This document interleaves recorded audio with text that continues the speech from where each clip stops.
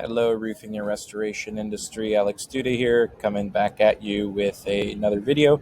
Um, this is kind of talk about some reporting that I've found been very useful within the restoration arena.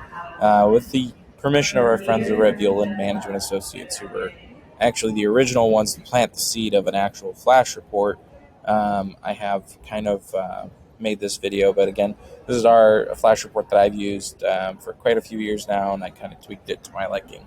And I'll kind of go into the different things. So the purpose of a flash report is to be an executive high-level report that you run on a weekly basis. And every single week you run this report, and you're taking a look at certain numbers, and you've got certain targets to hit. So obviously, one of the biggest, most important parts is your sales goal. What are you targeting for that specific month?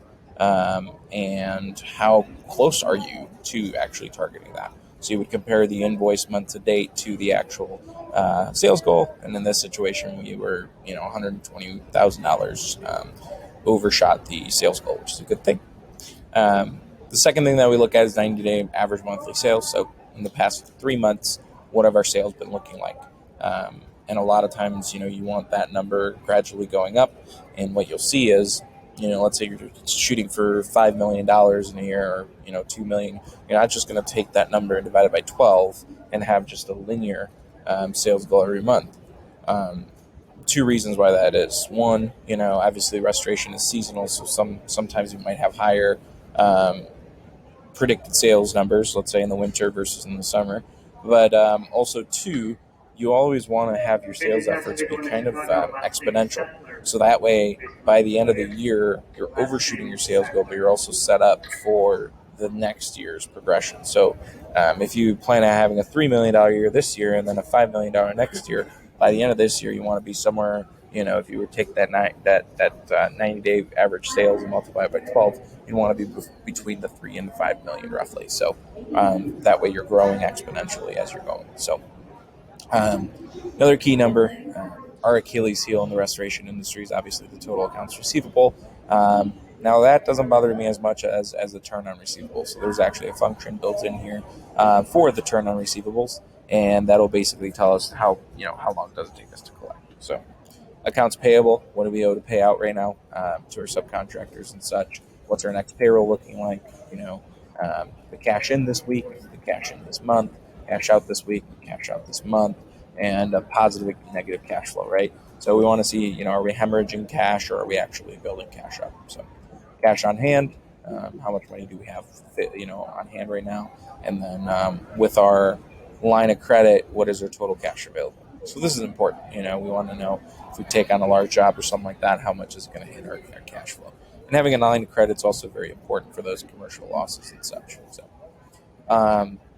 over here in invoice month to date, so where are we at in your invoice year to date? How much have we invoiced so far this year? And then revenue per production employee. I like that to be, $25,000-ish per month per employee. That's just kind of a gauge to see how smooth you're running. The lower it is, that means that obviously either one, you don't have enough sales, or two, you're not being that productive enough.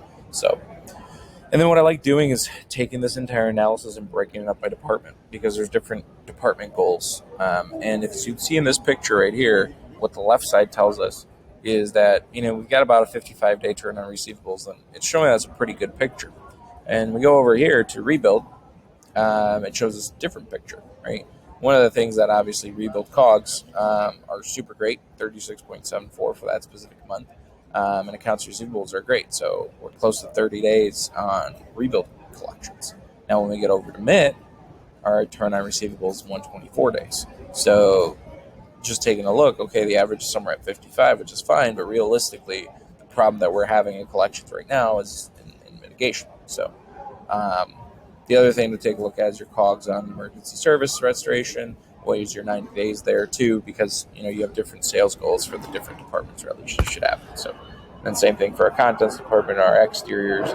Realistically, contents and MIT are the two that are causing us the most issue. Now, also contents and MIT are the two that you're performing services first, and then you're actually going ahead and collecting and billing. So, then on this graph here, we can kind of see our AR and how that shot up. We can see, the different points here.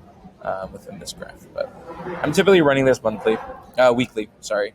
And I'm comparing this to my business plan and adjusting my major business objectives as we keep going. So a lot of these targets are set at the beginning of the year, but then obviously you need to tweak and tweak and tweak, and you kind of have to know where you want to kind of expense. If you guys have any other questions on this, let me know.